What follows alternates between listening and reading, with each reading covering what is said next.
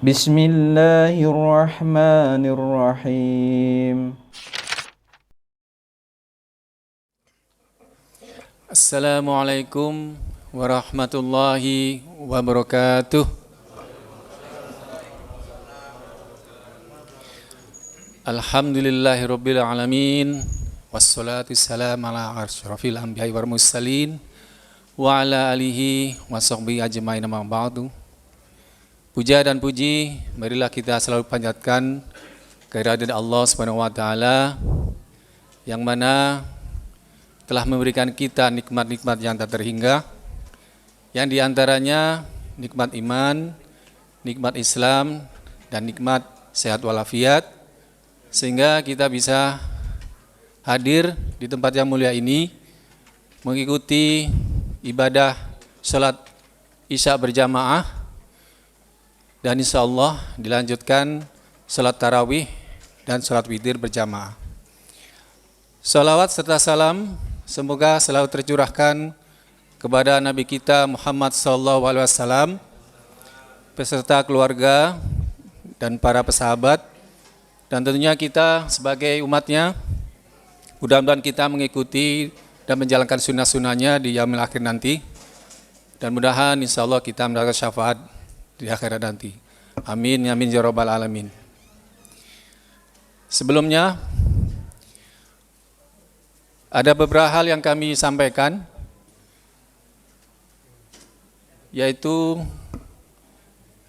malam ini tanggal 28 April 2022 atau tepatnya 27 Ramadan 1443 Hijriah. Dan untuk imam dan penceramah adalah Bapak Ade, alhamdulillah beliau ada di tengah kita. Dan selanjutnya ucapan terima kasih kepada para ibu-ibu atau jamaah yang memberikan takjil. Di antaranya adalah Ibu Iyeng Blimbing 6, Bapak Karmin, hamba Allah, Ibu Atik, kemudian Ibu Mahdi Blimbing 2, kemudian hamba Allah, Ibu Sri Budiarti Pepaya 1, dan hamba Allah. Jazakumullah khairan katsiran. Semoga dibalas oleh Allah dengan limpahan rezeki dan sehat walafiat. Amin, amin ya rabbal alamin.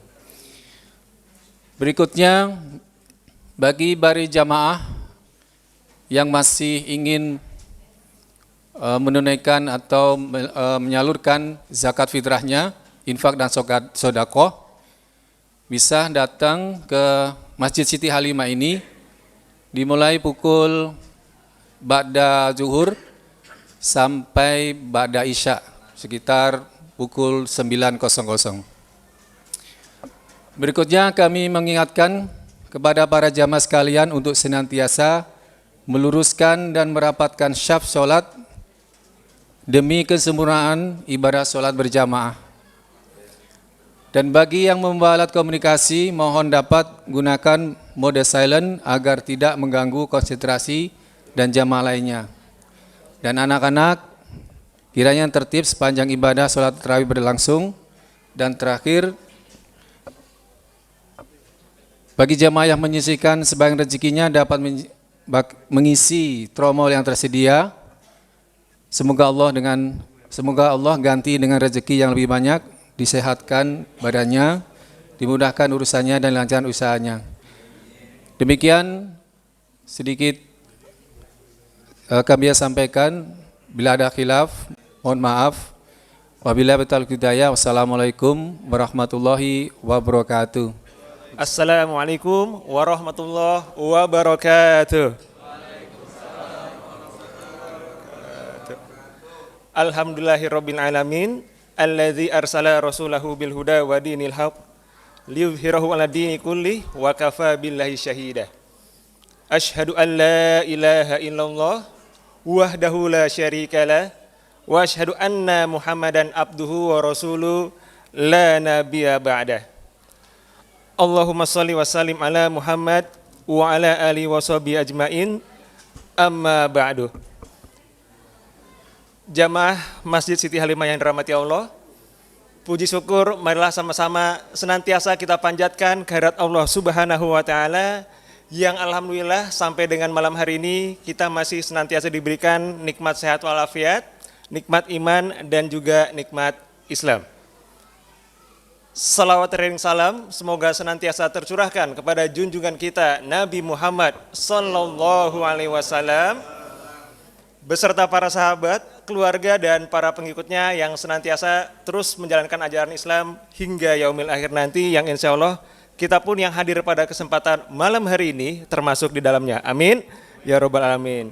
Dan semoga Bapak Ibu jamaah sekalian yang berkesempatan hadir di Masjid Siti Halimah di malam hari ini senantiasa diberikan nikmat sehat walafiat, amin. Dimudahkan segala urusannya, amin. Dilancarkan segala rezekinya, amin. Amin ya robbal alamin. THR sudah pada turun ya Bapak Ibu ya? Oh, ada yang bilang belum? Ya, tergantung ya. Kalau untuk yang pegawai itu biasanya bilang sudah, tapi kalau untuk yang memang berkarir sebagai pengusaha atau pedagang itu biasanya belum ya. Oke. Baik. Jamaah yang dirahmati Allah, pada masa peralihan dari yang namanya PSBB ke PPKM ya di era pandemi Covid, Musola Siti Halimah itu belum menyelenggarakan yang namanya kajian Sabtu ba'da subuh dengan menghadirkan penceramah atau ustadz. Nah, jadi pada saat itu yang dilakukan adalah kita mengajak para jamaah semua untuk menonton video yang sumbernya itu dari YouTube untuk sama-sama bisa kita lihat dan kita ambil pembelajarannya. Dan ada salah satu pembelajaran yang sangat menarik dari yang sudah pernah disaksikan oleh jamaah sekalian, yaitu ada pengisi atau ustadz yang menyampaikan terkait urgensi atau pentingnya bagi kita untuk mempelajari sejarah. Nah, bahkan beliau juga menyampaikan salah satu dampak atau penyebab kemunduran umat Islam itu bisa jadi faktornya adalah karena kurang dalamnya atau kurang intensnya kita untuk mempelajari atau mengkaji yang namanya sejarah. Kenapa? Karena sejarah itu berisi tentang kisah-kisah dan di balik kisah kita akan mendapatkan yang namanya hikmah atau pembelajaran yang berfungsi bagi kita untuk bisa mengambil keputusan-keputusan ketika kita menghadapi permasalahan di era sekarang atau di masa saat ini. Ya. Dan bahkan ulama menyampaikan bahwa Al-Quran sendiri itu sepertiga kandungannya berisi tentang kisah. Kalau berbicara mengenai kisah, banyak sumber referensi, banyak sumber literatur yang bisa kita dapatkan, dan insya Allah bicara mengenai sejarah atau sirah, ini Masjid akan kembali melanjutkan kajian di setiap hari Sabtu ba'da subuh. Mudah-mudahan Bapak Ibu semua diberikan kesehatan dan bisa mengikutinya setelah kita menjalankan ibadah Ramadan di tahun ini. Amin ya rabbal alamin. Salah satu kisah yang pertama yang akan saya sampaikan di malam hari ini adalah pada masa itu ya, di kota Madinah para pedagang muslim ini kalau bahasa anak zaman now melakukan curhat kepada Rasulullah. Curhatnya kurang lebih begini. Ya Rasul, kami di sini para pedagang muslim, mengapa saat dagang itu tidak untung tetapi malah buntung? Berbeda dengan mereka, pedagang-pedagang Yahudi yang sama-sama di kota Madinah, yang juga berdagang di pasar Madinah, itu mereka kok bisa untungnya luar biasa. Padahal kami sudah mengikuti tuntunan dan caramu untuk berdagang ya Rasul. Kemudian Rasulullah juga terheran. Bagaimana cara kalian berdagang? Kami tidak pernah mencurangi yang namanya timbangan atau takaran. Kalau memang 1 kilo, yaitu beratnya tetap 1 kilo. Kalau 1 meter, tetap 1 meter. Kami selalu jujur ya Rasul. Kemudian Rasul menjawab, jujurmu sudah tepat, tapi cara berdagangmu masih salah. Karena kenapa? Karena esensi dari berdagang atau berniaga itu bukan semata berbicara mengenai keuntungan, tapi juga berbicara tentang yang namanya ridho Allah. Lalu bagaimana cara kami untuk bisa mendapatkan ridho Allah? lakukan yang namanya sedekah. Dalam hal ini, Rasul juga menjelaskan, ketika engkau berdagang, ketika kau sudah tahu takaran yang tepat, maka cara kalian sebagai pedagang untuk bersedekah adalah lebihkanlah takaran kalian.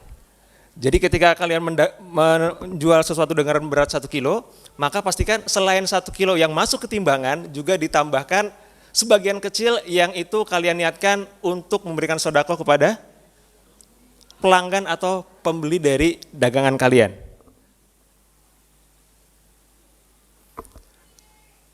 Dalam hal ini, ketika mendengar kisah tersebut, saya juga terbersit, jangan-jangan selama ini brand-brand yang memang menjual produk premium itu terinspirasi dari kisah tersebut. Itu asumsi saya. Karena kenapa? Karena di sana tidak diceritakan atau tidak disebutkan untuk bisa memenangkan persaingan, maka kita lakukan yang namanya perang harga alias diskon gede-gedean. Ya, kalau ngomong diskon gede-gedean, ini menjelang Lebaran, konon katanya agak-agak sensitif, ya karena pasar, mal dan juga tempat-tempat belanja lainnya dipenuhi dengan diskon, katanya seperti itu ya. Nah, kembali ke kisah tadi, apa yang akhirnya dilakukan oleh para pedagang Muslim di kota Madinah? Mereka semua mengikuti dan menjalankan ajaran Rasulullah tentang bagaimana cara mereka seharusnya berdagang. Dan yang terjadi, ya, akhirnya situasi berbalik, ya. Yang tadinya banyak para pembeli yang justru membeli dari orang-orang Yahudi, itu akhirnya beralih ke pedagang-pedagang Muslim. Karena kenapa? Karena adanya yang disebut dengan kekuatan dari mulut ke mulut, ya. Jadi ada pembeli satu menyampaikan bahwa, oh, kalau kita beli dari pedagang Muslim rasanya beda. Kenapa? 1 kilonya itu lebih berat, ya, lebih berisi, ya. Yang alhasil karena omongan orang-orang, ya, dari mulut ke mulut itu, banyak mereka yang beralih, ya, tadi darinya membeli dari pedagang-pedagang Yahudi menuju ke pedagang-pedagang Muslim.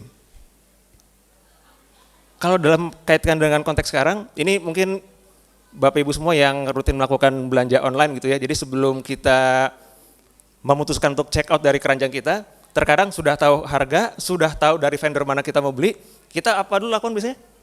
Melihat reviewnya terlebih dahulu. Ini bintang 1, 2, 3, 4, 5 nih. Komennya positif atau negatif nih. Jadi ternyata yang namanya kekuatan testimoni, kekuatan dari mulut ke mulut itu sudah ada sejak zaman Rasulullah. Ya.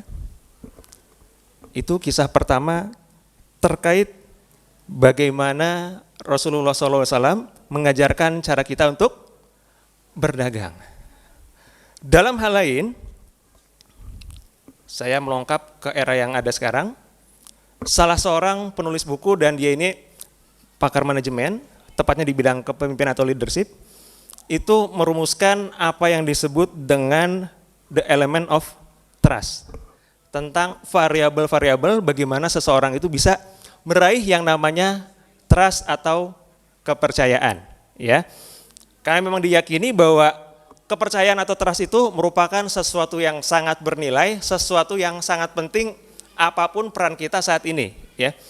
Untuk kita semua yang menjalankan peran sebagai penjual atau sebagai pedagang, trust ini sangat penting untuk bisa mendatangkan yang namanya pelanggan yang loyal. Yang artinya kalau beli barang, kalau mencari layanan itu nyarinya ke kita terus. Itu karena ada yang namanya trust atau kepercayaan, ya. Di samping memang kita meyakini bahwa yang menggerakkan hati pembeli, ya, yang menggerakkan hati customer itu adalah Allah. Sehingga kita pun yang sudah ditetapkan takdirnya itu karena qadarullah, ya. Nah, tetapi ada ikhtiar dunia yang dilakukan yaitu tentang bagaimana cara kita bisa mendapatkan yang namanya trust atau kepercayaan dari orang lain. Begitupun dengan peran yang lainnya, untuk Bapak Ibu yang memang menjalankan peran sebagai pegawai yang sudah berada di level leader atau pemimpin, itu untuk bisa mendapatkan anak buah yang loyal, anak buah yang nurut dengan apa yang ingin kita perintahkan, itu kita juga membutuhkan yang namanya trust atau kepercayaan dari anggota tim kita. Nah, rumusan element of trust ini terdiri dari 4 hal yang disingkat menjadi A, B, C, D, ya. Yang ada singkatannya, bahwa yang pertama huruf A itu singkatan dari ability atau able, yang artinya adalah kemampuan, ya. Sama-sama kita lihat kalau sekarang, kita akan cenderung percaya dengan orang yang punya kemampuan, percaya dengan orang yang ahli jika dibandingkan dengan mereka yang amatiran. Contoh, kalau kita mau dibonceng, itu tentunya lebih percaya dibonceng dengan pembalap atau dibonceng dengan anak alay yang belum ketahuan sudah punya SIM atau enggak. Kira-kira yang mana Bapak Ibu? Dengan pembalap ya. Oke. Yang berikutnya ya, kalau misalkan di RW 03 ternyata membentuk yang namanya kesebelasan tim sepak bola. Ya. RW 3 ini insya Allah warganya kaya raya semua, amin. Sampai bisa mendatangkan pelatih dari luar negeri sekelas Jose Mourinho. Nah, berapa bayarnya kira-kira Bapak Ibu? Hah? Mahal pokoknya lah ya gitu ya. Oke. Nah, RW 03 memutuskan untuk, saya akan mendatangkan pelatih yang namanya Jose Mourinho. Tidak ada masalah dengan budget, tidak ada masalah dengan anggaran. Tiba-tiba ada seseorang lagi yang datang, kenapa? Oh, nyari Sultan Pepaya gitu ya. Oh ya, Sultan Pepaya nggak kelihatan malam hari ini ya. Mungkin yang mendanai adalah Sultan Pepaya yang kemarin namanya sempat tersebut. Oke, nah kemudian ada seseorang lagi yang ngaku-ngaku, saya biasa melatih di mana? Di kampung sebelah, bayarannya nggak semahal Jose Mourinho ya. Kalau perlu seperempatnya aja. Dengan dana meyakinkan, dia mencoba membujuk kepada Sultan Pepaya yang menjadi donatur tim kesebelasan sepak bola untuk memilih dia sebagai pelatih. Nah, kira-kira karena tadi yang namanya Sultan Pepaya itu katanya tidak ada masalah dengan budget, tidak ada masalah dengan anggaran, lebih memilih pelatih yang namanya Jose Mourinho walaupun mahal atau pelatih yang gak jelas walaupun harganya hanya seperempat. Kira-kira kemana? Jose Mourinho. Ya, tapi walaupun kadang-kadang kalau saya menanyakan gini ke orang lain, tergantung sultannya marki atau enggak katanya begitu ya. Oke. Maka tadi seperti yang saya sampaikan, kalaupun memang harus mengeluarkan uang banyak karena memang dia itu berada di level ahli, maka tidak ada keraguan, tidak ada yang namanya gamang gitu ya. Oh yaudah, kita tetap akan menghadirkan pelatih yang levelnya level kelas dunia seperti Jose Mourinho. Nah itu yang pertama. Bagaimana cara kita bisa mendapatkan yang namanya kepercayaan, yaitu dari huruf A, yaitu adalah able atau ability. Yang kedua, huruf B, itu singkatan dari believable, yang artinya dapat dipercaya. Artinya tipikal orang-orang yang punya integritas, tipikal orang-orang yang bisa dipegang omongannya. Kemudian setelah huruf B, ada lagi yang disebut dengan huruf C, yang singkatannya dari connected, yang kalau diterjemahkan itu adalah terhubung. Nah, dalam hal ini connected yang dimaksud adalah mereka yang mampu membangun kedekatan dengan orang lain. Jadi sekali lagi, mereka yang mampu membangun kedekatan dengan orang lain karena mereka yang pertama memiliki kemampuan komunikasi yang baik, kemudian yang kedua adalah bisa menjadi sosok yang disukai, ya, dan akhirnya dia menjadi sosok yang dipercaya. Dan yang terakhir, huruf D-nya itu adalah dependable, yang disebut dengan dapat diandalkan. Nah, mengapa ada orang-orang seperti ini? Latar belakangnya adalah karena setiap diberikan amanah, setiap diberikan tanggung jawab, dia bisa selesaikan dengan baik. Ya, tidak ada yang namanya memanipulasi tugas. Jadi segala yang diberikan dia bisa tuntaskan. Bahkan sampai ada istilah yang namanya apa? Kerja keras, kerja cerdas, ikhlas dan tuntas. Nah, jadi itu merupakan elemen atau variabel yang dirumuskan oleh ahli manajemen dari dunia barat terkait bagaimana cara kita bisa mendapatkan kepercayaan dari orang lain. Nah, jika kita kembali ya kepada apa yang diajarkan oleh Rasulullah SAW, bahkan dari kita masih kecil dulu, baik itu ustadz di madrasah, di TPA ataupun guru agama di sekolah, itu menyampaikan bahwa Nabi dan Rasul memiliki 4 sifat, yaitu apa saja Bapak Ibu? Sidik, amanah, fatonah, dan tabligh. Sidik artinya apa? Ada yang menyampaikan jujur, ada juga yang menyampaikan dengan redaksi sidik itu adalah dapat dipercaya.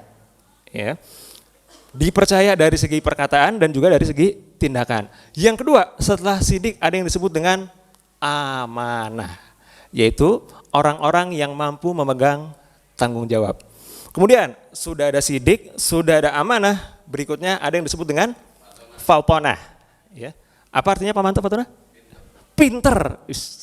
Ini yang saya teringat dengan ucapan ya, kata-katanya itu apa yang terucap dari lisan itu mencerminkan apa isi pikiran dan juga apa kepribadian. Tadi sudah bilang pintar, berarti ini kita di sini ada orang pintar ya, itu Pak Manto. Minum apa? Saya pengen nyebut takut dikira endorse gitu ya. Ya itulah pokoknya jadi. Oke, fatonah itu adalah orang-orang yang kalau bahasa Pak Manto yang pintar. Nah, sedangkan yang terakhir sidik, amanah, fatonah dan T-nya apa? Tabligh, yang artinya adalah menyampaikan. Dan kalau misalkan kita membaca penjelasan, ada juga yang menyampaikan bahwa tabligh yang dimaksud adalah mereka yang menyampaikan ilmu yang berasal dari Allah. Tidak ada sesuatu yang disembunyikan, tidak ada yang diumpet-umpetin ya kalau bahasa gaulnya. Nah, kembali kepada sifat yang diajarkan oleh Nabi yang secara kata-kata mungkin sudah kita ketahui dan sudah kita kenal dari zaman kita masih SD dulu.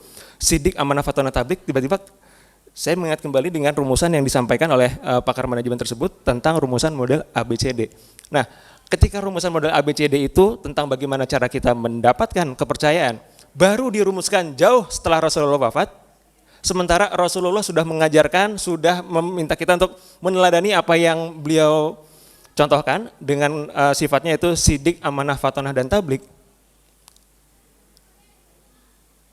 Pertanyaannya, mengapa ketika ada sesuatu hal, ketika ada suatu permasalahan, ketika ada sebuah hal yang ingin kita pecahkan, kita tidak dulu kembali kepada ajaran Islam.